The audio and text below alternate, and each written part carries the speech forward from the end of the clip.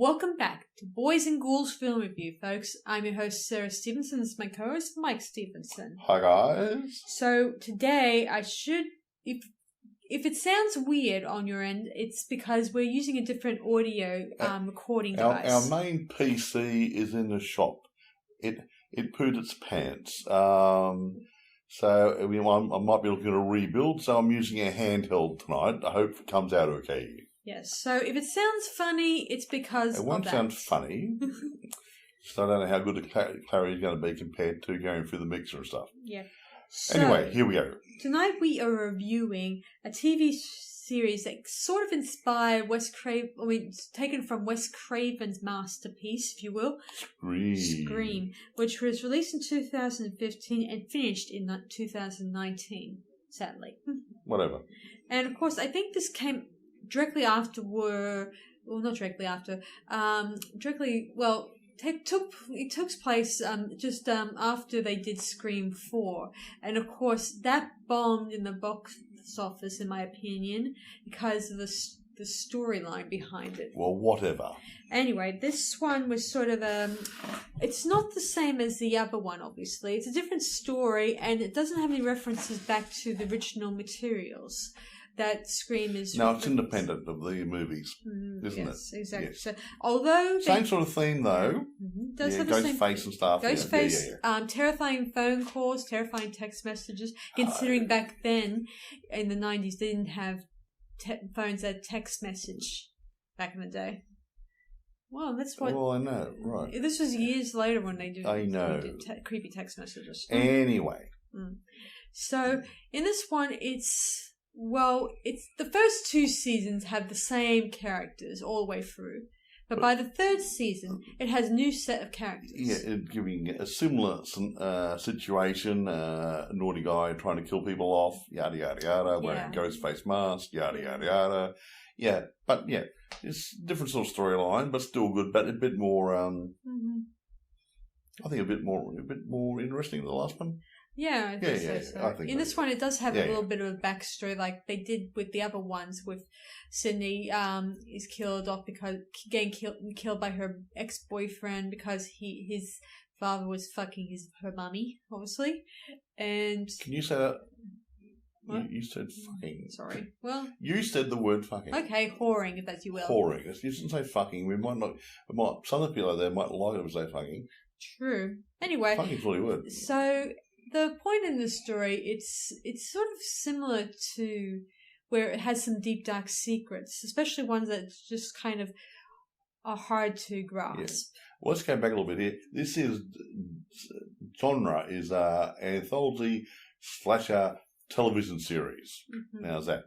Well, you get the idea. The first two are they can do a continuing, but the last one would be a separate story, which I should tell you guys. It's called Scream Resurrection.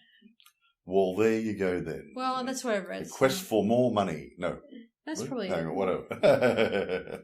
Anyway, so who stars in it? Well, lots of good groovy things here. It's not quite the same as doing a movie here, so bear with me for a minute. Okay, obviously it's based on the Kevin Williamson and Wes Craven ideas of the Scream movies. And there's a shitload of actors in it. There's a lot of episodes. Wes Craven was one of the exec producers. Yeah, he died in 2015. So he died around the same period, so there's a good chance he might have had a company which was financing the... So he may have been filming this in 2014, and that would have made up for his... And the money would have been put aside, obviously, for it. And, of course, by 2019...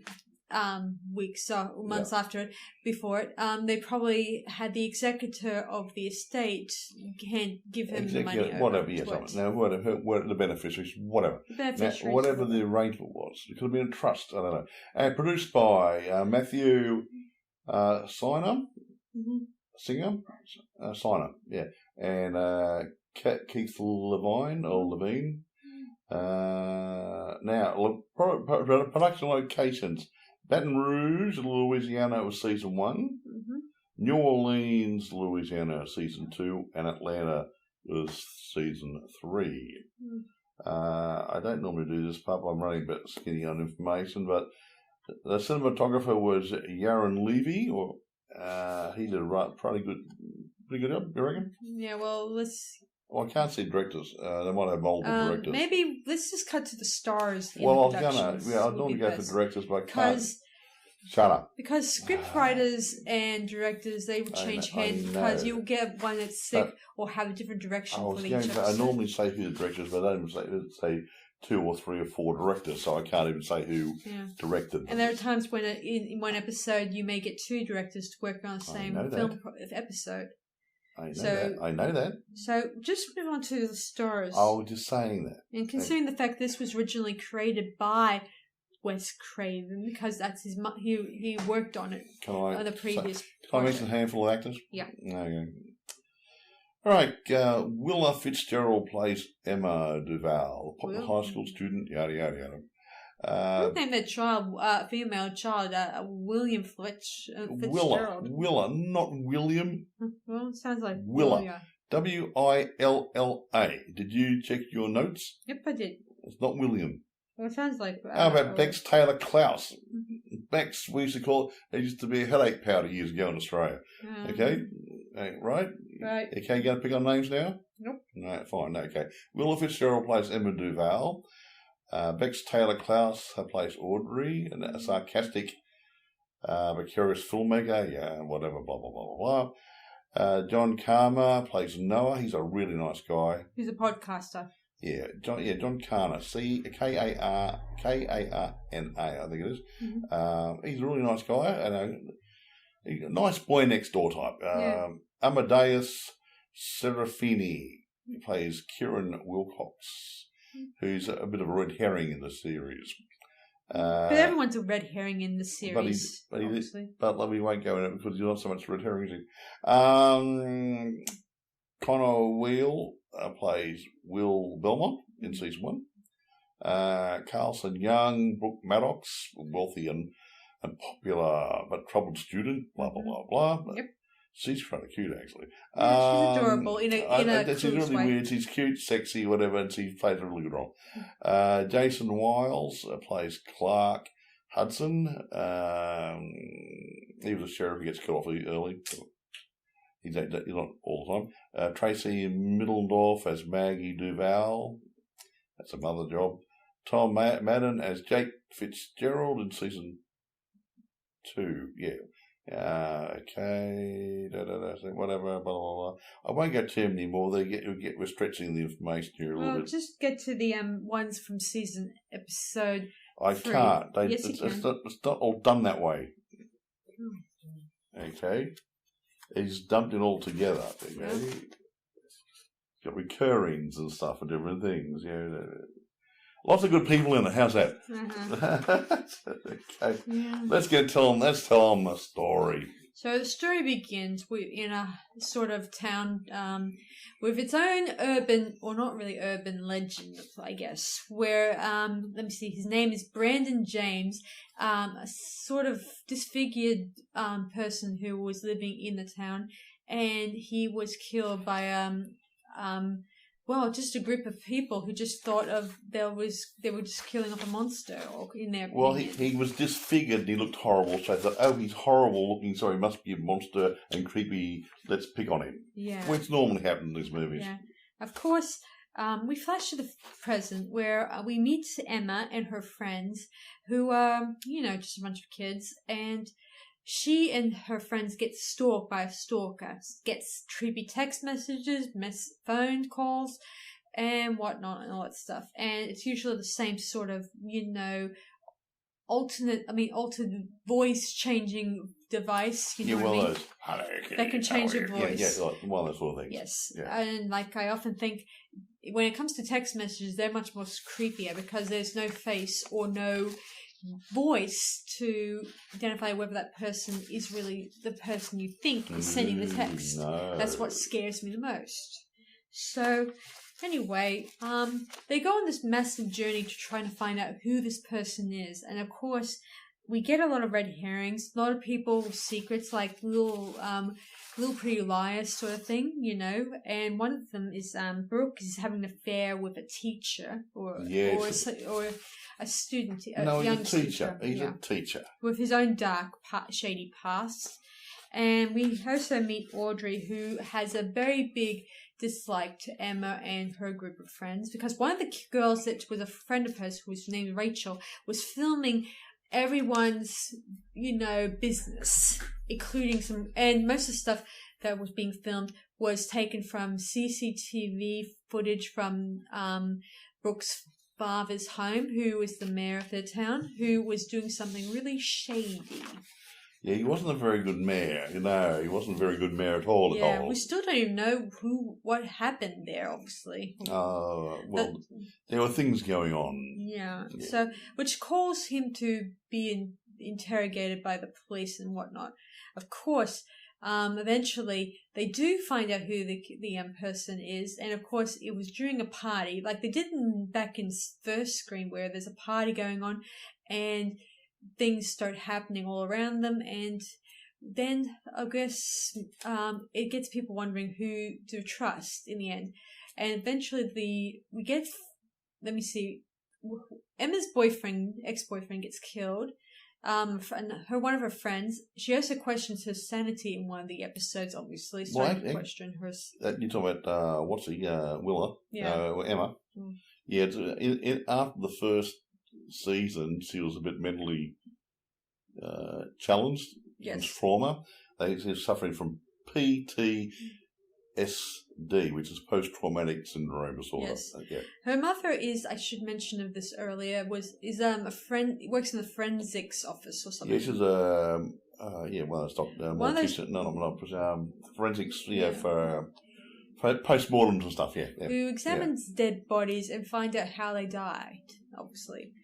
And of course, she is linked to this whole thing. Emma is also linked to it, and we learn later on when they're during the party that Emma, the killer, is related to Emma, as in her mother had a relationship with Brandon James, and she, after he was murdered, she was taken away from school and away from home, obviously her old home, and she kind of had a legitimate baby or something, if that's a term. Yeah, illegitimate baby. Yeah.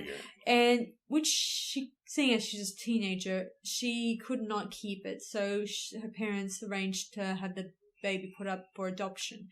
Of course, I told this to Mike when we were watching this, that no doubt he would be a few years older, say in his 20s or roughly about thereabouts. Yeah, about that, yeah. And considering Emma is like 15, so doing the math, they would be a few years apart, obviously, making her or him her older sibling, if you will. Anyway, so we do find out who he is, and it turns out to be a woman who does a bit of a video vlog, who was actually there because Audrey contacted her, through letters to ask her to come for a visit for her to make a documentary about Brandon James. Yeah, Brandon, yeah. Of course, this backfires, and eventually she attempts to kill Emma's mum and her, and try to pin the blame on Emma, obviously, or both of them, or I don't know how that works. But eventually, Emma was able to fight her off, and Audrey saves the day by shooting the killer in the head and putting it. And she ends up, her body disappears, I guess the term is. Of course, everyone knows that she's dead because she was shot, pretty much in the head, obviously. Of course, this never get better than that. Yeah. No. Of course, we learn from her when she dies that she has one last surprise awaiting them, and this is the end of season 1. And in the next one, it takes place 4 months later, I think, where Emma just came out of the institute and stuff like that. And throughout this season, the group is just dubbed the Miracle 6 or the Survival 6, I'm not sure. And this kind of gets everyone more interested in Noel's podcast, he interviewed most of the members of the group, and of course it's all exciting and interesting. Of course, Emma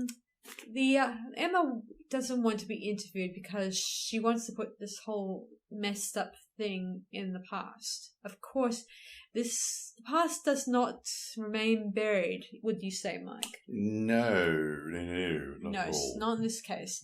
So, later on, Brooke and Jake, are now dating. In the first season, they were a flirty couple. They laughed, they joked. Each one, looks after the other, especially during hard times, especially with Brooke's dad going through prison stuff. And of course, her father objects to this. She's also going to be sort of dubbed, I guess, what's the term? Like,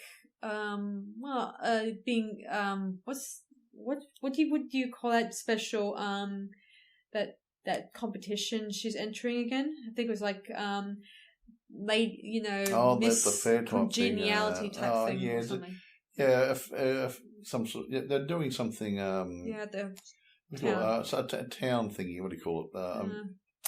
We're celebrating the town's 100th anniversary and that sort of stuff. And they would often so you could be a town queen or something. Yeah, like one of those ones you see in I Know What You Did Last Summer. And I should mention, in the episodes season 2, the episodes are named after different types of horror movies. Exactly. Funny that, hey? Funny. Including the famous Psycho and I guess a number of I Know What You Did Last Summer. Yeah, that's what, that's what of course.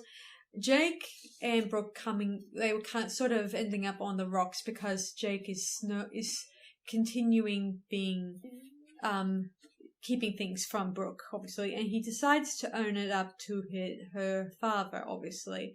Of course, he gets attacked by our new slasher killer, and he's kind of kept for a couple of days. And eventually he's kind of cut open like he was, just cut up. And Emma's having weird dreams of a barn that she remembers from a sort of a dream from a flashback, but she could not remember where it was. No. Yes, we soon learn that the truth of what that barn is, obviously, and eventually they both, Emma and Audrey, they decide to go down there. I should mention this one is more close. The stalker is more targeting in this one Emma and Audrey, or more Audrey than Emma, obviously. When you think? I would think Audrey has been targeted to a certain degree, only insofar as to poke the bear a bit to make her run around ever decreasing circles. Yes. Yeah.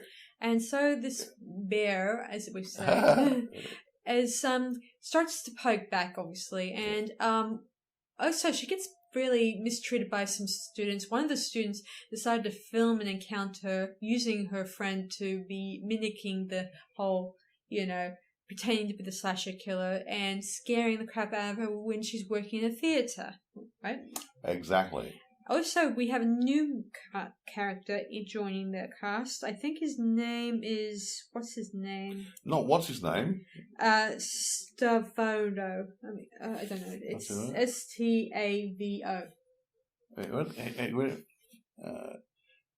Stavo. Wait. Stavo. He's the son to Miguel, who's the new sheriff. The old sheriff in season 1, he was killed. So, anyway, in this one... Oh yeah, the girl that's mistreating Audrey is named it's not really Zoe, obviously, but Noel starts dating a new girl that's also very smart named Zoe, and we also get a scene where they get trapped by the killer, and they kind of get placed inside some giant coffin things at one point. They do, yes. I know I'm jumping around like I'm running through hoops at the moment, guys, but I'm just trying to make... It's hard when you're doing a series. Because a series is... You can't really say, this happened, that happened, this happened all the time, because that's...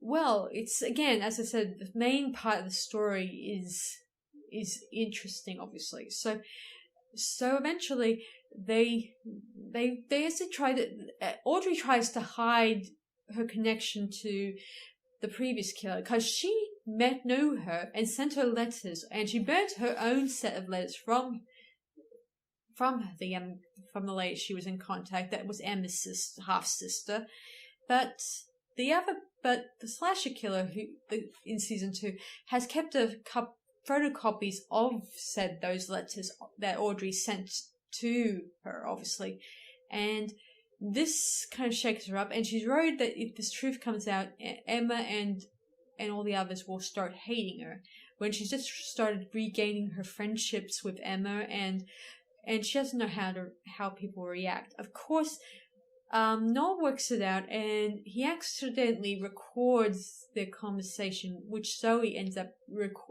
keeping a copy for her own self.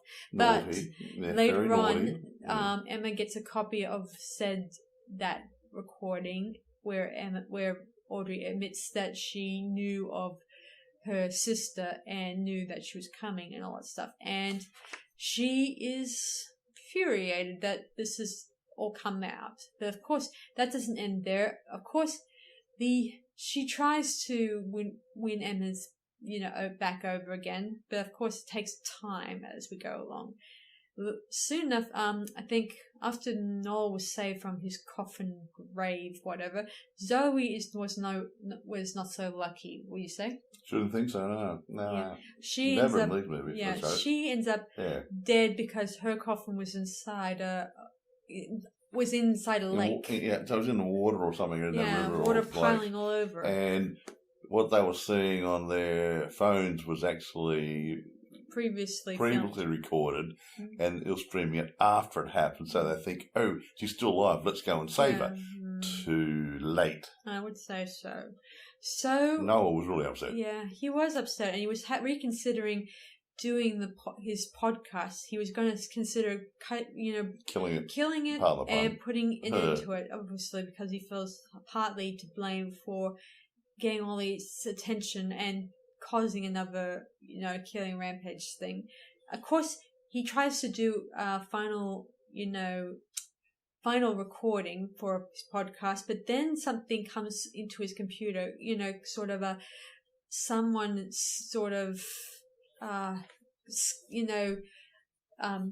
locks onto his computer and starts uploading something, and it turns out to be a recorded set of GoPro camera video footage from moments that Audrey, witnessed the deaths or seen. Or was seen to be there and partly instrumental in their demise. Yeah. Yes. Yeah, it seems.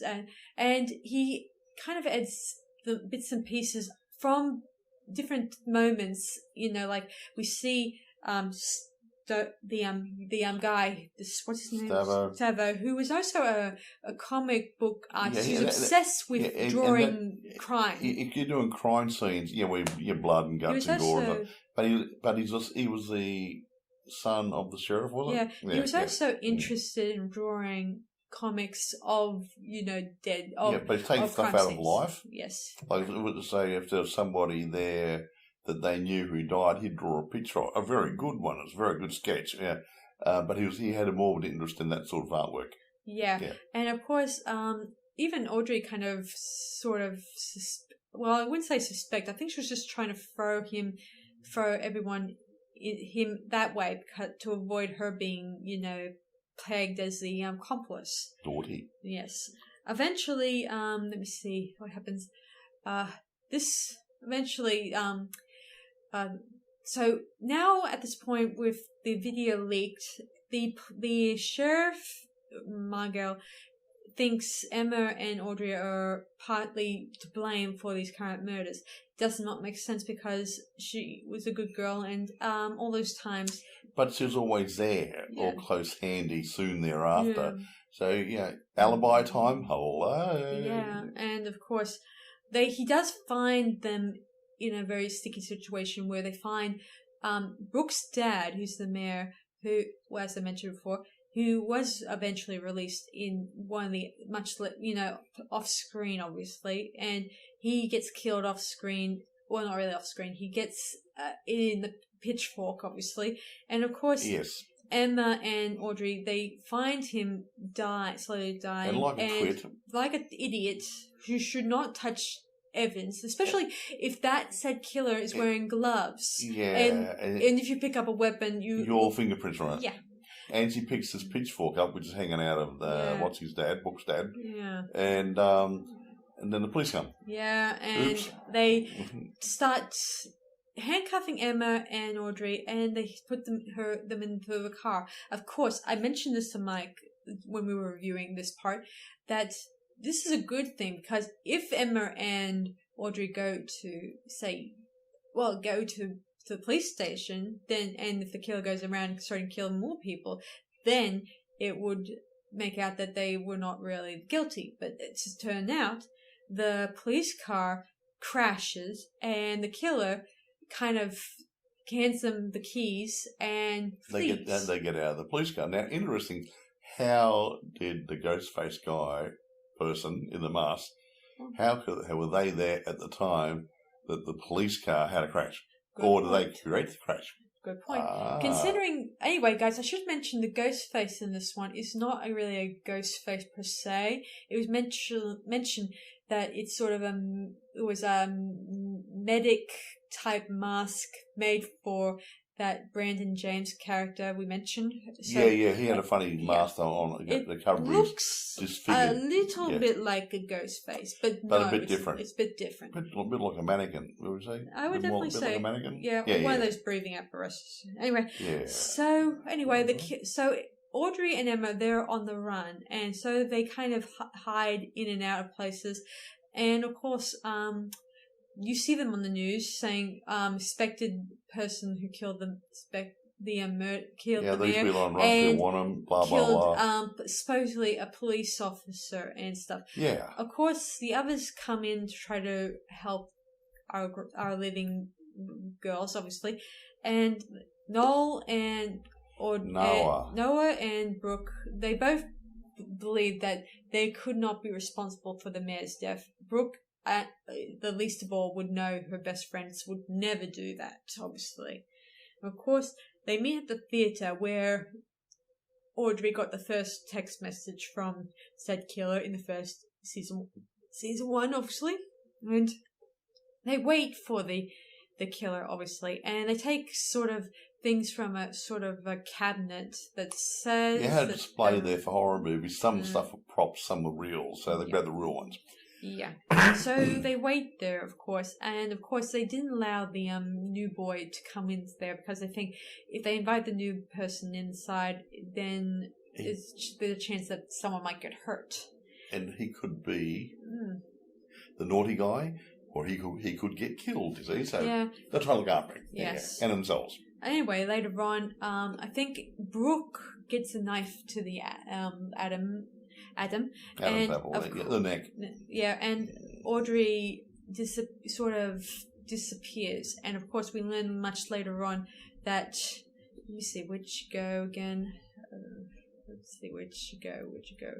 Oh yeah, the killer takes her to the abandoned orphanage or foster home that Emma's sister stayed, most of her life. Yeah. I should mention there was a sort of a psychiatrical type teacher who was also at the same hospital. A psychologist teacher who starts investigating Emma and the group, and even records their private conversations. A tape recorder. That like we're doing right now. Only we're pretty much. We're not doing anything naughty. Yeah, no. I think anyway. The killer also attacks her in one of the episodes, obviously, and of course, she blames Emma and thinks that she's having a mental break, But then again, she also tells her that she also started having a panic attack when she was in a locked room. So it's no surprise that woman doesn't believe that Emma is not innocent, obviously. Anyway, so of course, Noah. Remember the guy with the big boat for the animals? Yes, Noah. Okay. Noah and Brooke, they go back to the hospital where the new guys. Stephenson? He goes to the hospital too, and he's crying. I mean, before this, he had a best friend who accidentally shot himself, and his father noticed his son never had a reaction to his death. Wasn't he more interested in drawing a picture of the body? Yeah. Of course, in the scene, Brooke, he's breaking down. I think it was the first time he actually cried for someone who he cared about. I think this time Brooke is developing a new relationship, because before, she thought Jake was giving her the cold shoulder, but all the time it turns out the killer had his phone after he was murdered. Exactly. So everyone up until now thought that Jake was not dead. I should mention that in one scene, they do find his dead body, and it was really disgusting. And he'd been dead for a little while. It was smelly and horrible and flies, you know. Yeah, it seems that in this one, the killer has kept them as for much later on.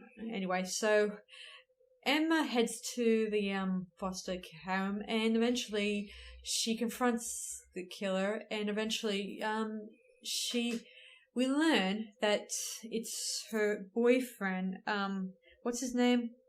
Kieran, who was her new boyfriend after Will copped it. And of course, his cousin even started accusing him of being the murderer, because he knows that his brother has also had a bit of mental issues, and he also discovered that he also kind of hurt a girl that he knew from his old town. And of course... Oh, yes.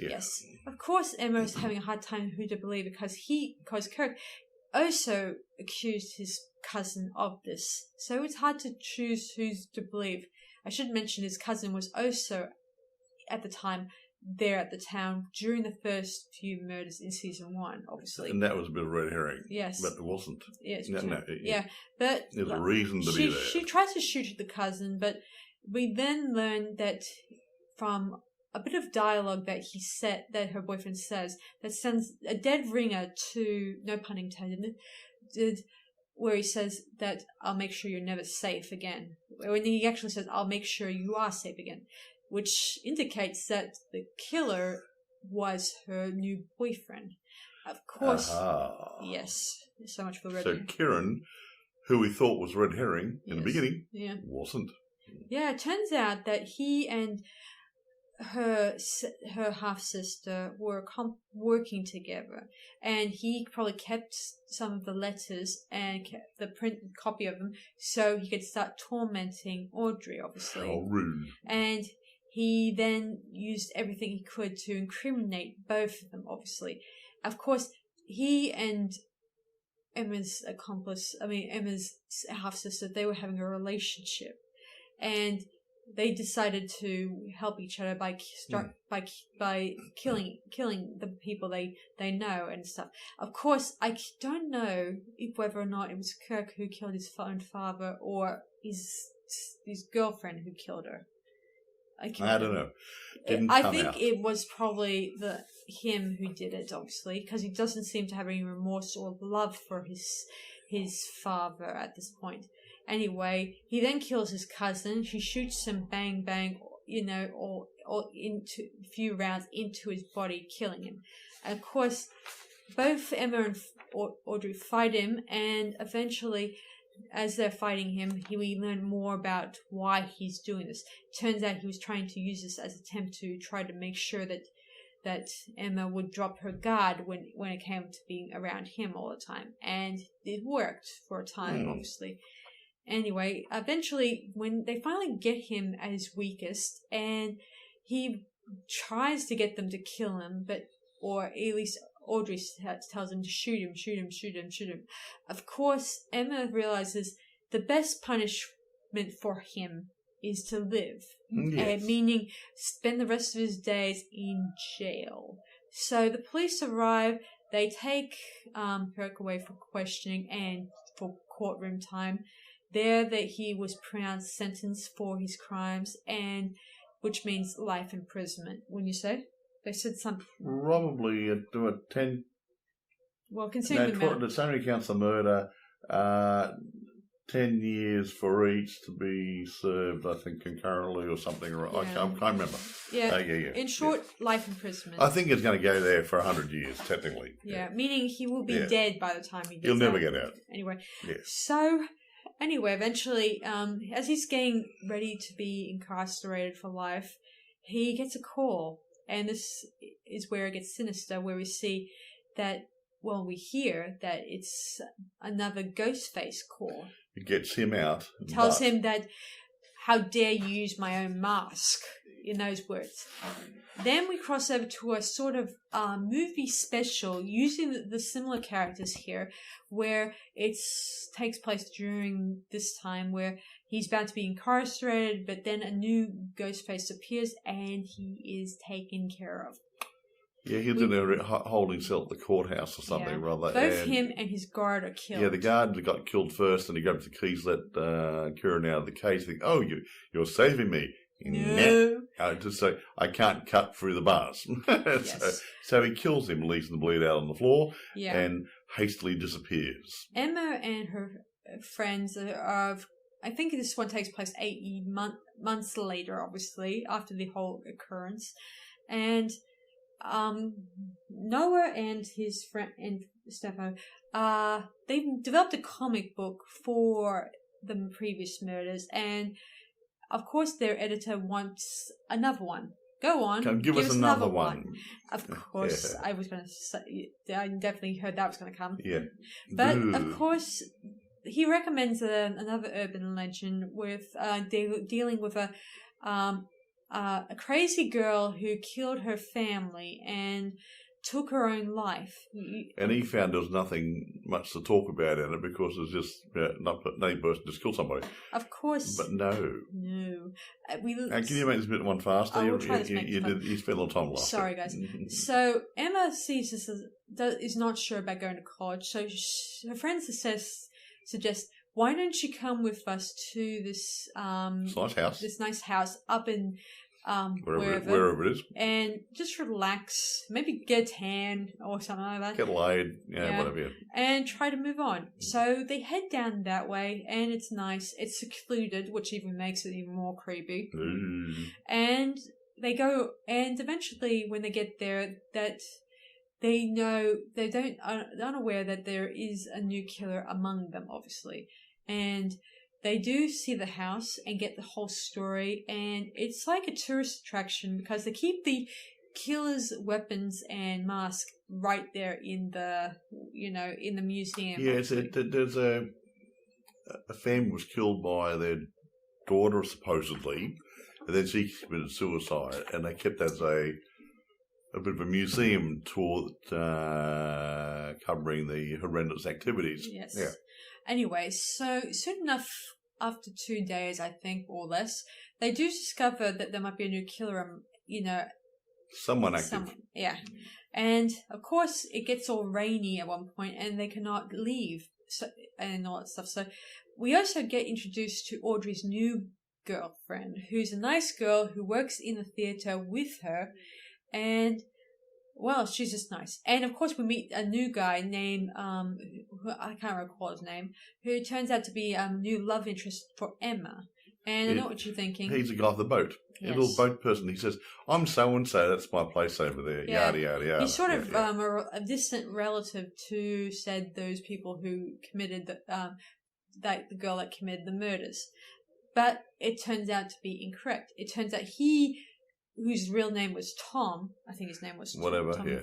Who, turns out he actually killed the original owner, killed the groundskeeper, I think, and plans on taking Emma as his new girlfriend because he sees them as a connection, if you will. Yeah. And Noah even finds out that a bit of more of a truth, a little bit more insight into the story about the killer in the past. Turns out that the part of the killings were done by one of the killings was staged, and Noah works out that the person who did the killing was not the said girl, obviously, but her mother trying to save her daughter from being... Oh, this is going back a bit. This was back in the early days. Yeah. So when what was the name of the lady in the cottage, the caretaker? I can't remember. I think it was Billy. Billy, yeah. Well, her mother was having an affair with the head of the household, the master of the house. Yes. And there was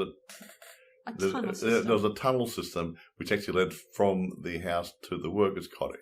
Yes. For probably years ago, drug running, illegal booze and whatever.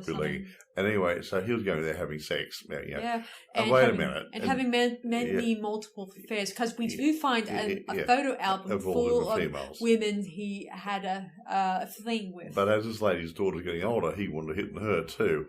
And that was not going to be acceptable. Mm-hmm. So her mother got killed by the master of the household. Yeah, and she killed him too. And while her daughter, who was badly wounded, steps outside and she was about to wash off the blood because according to the legend, she says that she stripped off, wore the mask, and went on a killing spree. But no, I think she actually took off her clothes to wash her blood off, but she ended up dying of blood loss. And of course, the man's body was taken from the tunnel system and draped on his bed that looks a bit too staged for my liking. Yeah, but the whole point, it was staged. Everyone's killed in the bedrooms and different things, but they made a comment that he didn't have water in his lungs or something or other? Yeah, something like that. And they said, well, how can you get water in his lungs in his bedroom? But an old case didn't care. Yeah, anyway, eventually Emma fights against this new killer and tells him that she doesn't need him, and she knocks him off the balcony, and he ends up, having knocked his brains out on the cement floor. Yeah, anyway, eventually everyone's cool, but so you guys know, he's not the killer who killed her ex-boyfriend in jail. It turns out to be an unknown person. I suspect, in my opinion, this is my opinion alone, that it was Emma's father who did it. Her father who... Yeah, her real father was a little bit... I think he killed him so that he would not cause any more grief to Emma or any of his family. It makes sense because he was at his grave and he was looking at it like he had, it's a bit of not relief, but more like a determined look on his face saying, I won, you lost. Yes, exactly. Anyway, we then see someone check into the hotel, Mr. James, which could be another link in the chain, but we never know because by season 3, we have a new set of characters, new set of stuff, and I should mention in this one, the ghost face in this one is the original type mask. The original one, which is very nice. Which is different because in the other one, it was just a made-up mask for that series. So in this one, it has a new set of stories and new sets of rules. And can you make this one quick? Yeah, in this one, it deals with a boy named Donna, whose brother got murdered in a junkyard, who turns out to be owned by a guy that resembles Tony Todd. Well, he's not just resembles Tony Todd. It is Tony Todd. And he does a great job playing a creepy role. It's only mid-roll, this movie. I don't know if he was doing this at the same time he was doing Dead of Summer. Oh, I like him. He probably did. Good. Anyway, so the boy gets and his friends, whom he met at detention, whom they called the Dead Fast Club. Like the sort of a homage to the Breakfast Club you may have seen in the 80s, obviously. Yeah, sort of stuff. Yeah, anyway, so all the kids have a bit of teeny secrets, including a girl that he starts developing a crush on. What's her name? I think her name is Olivia, I think. That's a lovely name. Yeah, I think it's her name. I could be wrong. And she is the daughter of the latest sheriff in this one, who is worried. He wants to protect his daughter, but he also wants to protect people from her. You get my meaning. Because it's not mentally stable. Yeah. Anyway, and of course we have. Let me see. Later on, I'll move a little faster for this one. We do find out who the killer in this one. It turns out to be 2 killers because you can't have one without the other. In this one, they have the killer has an accomplice who has an origin story with Donna, who turns out that... No, it's not Donna, it's Dylan. Dylan. And in this one, he kind of... During Halloween, when they were kids, him and his brother... Twin brother. Were trick-or-treating, and a bully kind of throws his chocolate into the junkyard, the man's, backyard. And of course, they trade costumes, and then...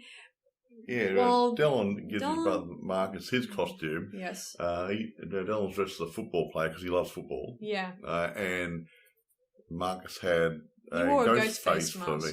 But he was shy and not very brave, where Dylan was a tough kid, wasn't afraid of anything. Yeah. Yeah. Anyway, so the kid, he died, obviously, and Marcus took over his identity. But no one knew, because they were twins, identical twins. Yeah, only his mum, his dad. His dad goes on the road a lot, so it's hard to know whether. And his mum was probably not worrying too much about which one, because they both had little boys, so she wasn't really thinking, this is not the right boy. No. So after his brother died, he took over his identity, and of course, the person who knew the truth was his older brother, who knew all this all along, and he told him this and said. But he wasn't. He was like a bit more of a stepbrother, because Dylan had met him before he died, and got to know him. But Marcus hadn't met him, and when this other guy came to live with them, the new Dylan didn't recognise him and didn't know of him. Yeah. And so he always knew there was a problem, but didn't say anything. Yeah. And then, let's see, the other accomplice to his brother was a gothic girl named Beth. She's cute. Who goes out of her way to actually assist him, and she also has a very dark side, likes horror movies and stuff like that. So do I. And she also is the one who talks the most about horror movies. And stuff like that. You always need one of those. Of course, that she turns out to be the most evil of the two, because she starts killing off all the kids that they've been hanging out with. Of course, his brother he mainly just killed, he killed one of the kids who was on a balcony, obviously, who was in a party, and he killed Tobin Bell's character because he knew about the fact that he was going to go to the junkyard. Yes, and he got. Do you reckon that Tobin Bell knew the difference of the two boys in the end? He was looking at newspaper clippings, and it is strange. So it's hard to. Again, he didn't know him really well. Anyway, soon enough, but I think he knows about the Ghostface stuff. He was probably also been sent death threats by the Ghostface. I don't know. Anyway, eventually they fight. They both go Ghostface, and well, actually, his brother gets kidnapped by the Beth, obviously, and he gets killed, stabbed a couple of times, and eventually his brother tries to save him, but then we get the whole story from him about being Ghostface and assisting this female named Beth all the time. And Beth does this very big chase scene with Oliver, and throughout that scene she is going on about how that she was going to be the final girl, but I think she was mostly she didn't really care about who she targeted at this point, because she was planning this a long time. Like she just needed the right angle to, do the killing spree, and now she did. She had it with the boy who took over someone else's identity. So that was her hook to becoming a slasher killer. And she manages to try to shoot our hero because she found a gun that belonged to, who did it belong to? Did it belong to his brother? I think it belonged to his brother, and she used it. Yeah. Whatever. Anyway, whatever his name was. They eventually fought her, and they eventually shoot her dead, and eventually they go off to their separate colleges, and he goes off to live his dreams of playing football for his college, getting the scholarship, and following his dream, if you will. And then we get a moment where him and his girlfriend, get a new unknown call or no call ID message. But they turn it off. But they turn it off, and we never know if there was going to be a continuation, which we will never know. That's the end of that series. Yay. Sorry for the longness. No, I've always wondered in these movies that everybody has a mobile phone, right? Yes. Okay. Now, correct. And the phone goes ring, ring, ring, ring, ring. Unknown. And what do? They answer it. Mm-hmm. If you didn't answer the phone and didn't talk to the killer, you couldn't be part of the game. If you're not part of the game, then the killer's not getting his or her jollies. So they might just walk away and say, I'll try somewhere else. You would like to think. Here's the thought. Well, I mean, most of the time these phone calls don't say no call ID thing. Yeah, if you've got somebody in your phone that you contact regularly, you'd put in your address book and put a name. That phone number belongs to Michael T. or Alana or somebody, So when it comes up, she says, oh, Alana's phoning me. Poof, there you go. You know who it is. But if unknown people who you don't know, it won't be in your index. And it'll say call or unknown. Yeah. So, and usually the salespeople spam, junk calls, nuisance calls, so why answer them? Yeah. Also, guys, I think season 3 is my favorite. I don't care what other people say. I think season 3 is the best. I must agree. I think I'm not sure, but I have to watch them again, but I would say season 3 is just a little bit darker and a bit more interesting. I'm not taking away from season 1, season 2. It's all like the Babysitter. Babysitter 1 and 2, I like Babysitter 2 better than season 1. I mean, episode 1. The first movie, yeah. Yeah, it's just, I think a lot of people have on social media keep saying, oh, how crummy it is. I think that they're more disappointed with the fact that they will not see who the identity of the killer after season 2 was.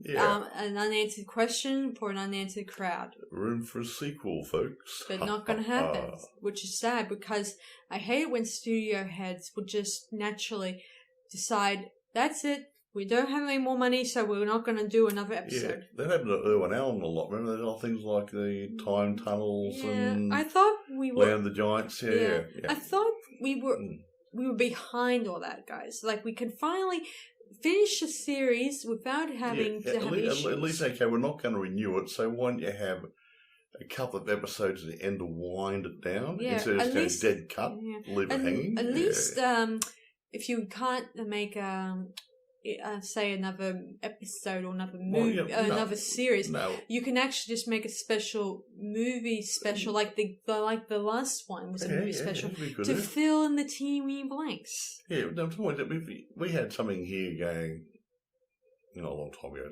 30, 40 years ago, called Number 96. It was a soapy, and in the end they wanted to get rid of it, and they didn't know how to wind it down. Yeah. No, but Number 96 was a name of a small block of units, flats, whatever, and downstairs there was a wine bar. And in the end of it, someone actually went in there, and to close down a season, someone hit a bomb in there and blew the building up and killed people. Oh. It had an ending. Really positive. No, it wasn't not positive or negative, but it said a lot of people got killed. A couple of people survived. But, obviously, that was going to be the end of Number 96 because most of the people were in the wine bar. You see?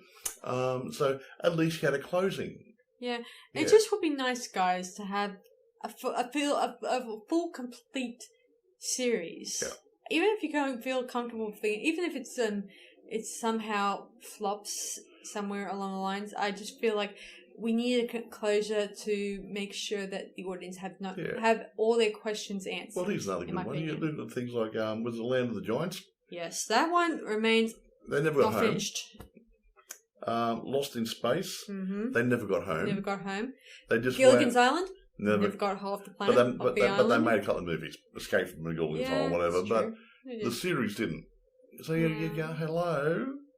Completed, finished what you started, people. Wind it down somehow or other. Yeah, finish what you started, people. Yeah. At least tell it like it is. Yeah, exactly right. Anyway, look, I'm not going to talk too much about this because you've been talking a lot. Sorry. I'm going to grade this. I'll grade the three together. Me too. As a series, I think it works. 1 and 2 join together quite nicely. I think so too. To keep the story going and the characters. And the last one, season 3, was a breakaway, so it was like watching sort of a fresh series. But the three of them work quite nicely. The script writing's good, the camera work's good, the acting's good. It's good. It's good to see young actors up and coming. And it's great to actually see a famous actor named Tony Todd make an appearance, even to a bit of a cameo type job, but still, it's good fun. I'm going to give it about a 9. I'm going to make it get a little higher than that, considering the fact I like season 3 quite a lot because I like the twist. Because actually, that's one thing I like. I do like the twist at the end of these. Like in season 1 and 2, we had Kieran. Remember? Yes. We had Kieran. I thought he was a red herring. And he'd say, "Oh, it's going to be him." Oh no, he's too good. And maybe it's looking at like him. Maybe it's not. And you think, no, it's got to be somebody else. In the end, it was him. In a lot of sashes, if you have or such TV series, depending on who you're talking to, it's usually the newcomer from out of town sometimes. A little gothic girl. That's true. In season 3. Yeah, sometimes. She was like already there, wild child at school there, so she wasn't a newbie, but she was new to their group. Yeah, but she always expected Olivia of being the killer. Because she was a weird girl on the outside because her mum had... Her mother left her father and started dating someone else, and she couldn't handle it. Yeah, and Olivia was going a little bit weird, and she was mutilating her body and stuff, different things. Lovely body. She was very pretty. I thought she was very attractive. But there's this little red herring who was... and actually watching season 3, even right till the end, I had no idea who the Sasha was. We thought, Stellan's brother. I started saying he could be, but he may not be because he wasn't in it a lot. Well, and then then we find out he was. It was, but he was an accomplice. There was 2, but he wasn't the main one. It turns out that, as I said, Beth was the one who was. The red hair, the real one. The one who knew walking straight at all. Yeah. Anyway, I'm going to rate it 10 out of 10. Wow. And now I won't say too much about the reception by the critics because they got no idea. And people say that some of the stuff, it's not too bad. But people who like horror might like it. Hello, it's made for people who like horror. It isn't like it's not out there for people who like comedies. So some of these critiques are useless, but generally speaking, they're middle of the road and a little bit better. I do think it's cool, and I like the fact that in season 3 it takes in episode 1 it takes place on Halloween, and what more scarier than Halloween, obviously, and especially when as a red herring they used the similar costume as a bit of an Easter egg, and then it became even though everyone knows Ghostface represents the whole Scream experience. Well, that was taken off a portrait that someone did. The famous Screaming Man. I think that was it, but I think that the Ghostface mask has been always connected to Scream itself. Yeah, but I think the original idea was from that artwork from that Screaming Man. I know, and I just meant the fact. I think that when the original Scream movie came out, I think that costume kind of became a hallmark, thing to Scream, and whenever people buy the costume, it sort of reflects that particular movie. Actually, you don't see any other movie that has it. Here's something funny. It was the last year I bought a Halloween costume. Yeah. To take some photographs with. It was a demon mask, red, shiny, with horns, a bit of a cowling over the top, and a rice red robe to go with it. The road was so freaking tight, it looked like a Frankfurt. So it looked like a Frankfurt with a scary mask on. So, but I'm a 3XL. I'm a bit on the large side. But maybe this year I'm on a diet. I might be able to slip into it and actually do it justice. We'll see. If you stay away from the candy. And stay away from the Coke. And stay away from the chips. I'm trying to get away from those. Yeah, right. Okay. I am. Anyway, what I'm going to say is, now where do we get it? Yes. This makes, actually, surprisingly, this one's a little bit harder to get. Okay, you will find some of it on eBay. Yes. Amazon, you can rent buy. Okay. Buy copies of it, whatever. Now, it is available on YouTube as far as I am aware. I mean, I think all the episodes. So for those of you who want to test the water, I would suggest go to YouTube, have a look. If you like it, buy it. Or find a streaming service that you know, or another retail outlet who might be able to get it for you for a reasonable price. Yeah. As you guys are well aware, guys, we are going on holiday soon, and I hope...